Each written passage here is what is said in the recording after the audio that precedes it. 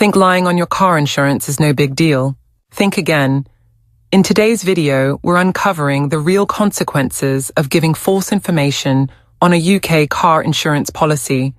And trust me, it's more serious than you think. From cancelled policies to criminal records, even minor lies can cost you thousands, or even land you in court. Let's break it down so you know exactly what's at stake.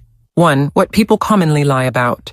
Some of the most common lies include saying your car is kept in a garage when it's actually parked on the street, underestimating your annual mileage, claiming you're the main driver when you're not. This one's called fronting, and it's illegal.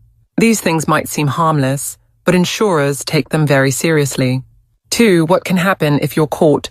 So what happens if you're caught lying? Here's what you're risking. Your insurance policy can be voided, meaning you're not covered at all. Any claims made can be rejected. You could be forced to repay any money they've already paid out. Your details may be shared with the insurance fraud register. And yes, insurers do investigate, especially after a claim. 3. Legal consequences. In more serious cases, especially if fraud is proven, you could face fines, points on your license, or even a criminal conviction for insurance fraud. This can affect your ability to get future insurance, loans, or even certain jobs. 4. What you should do instead.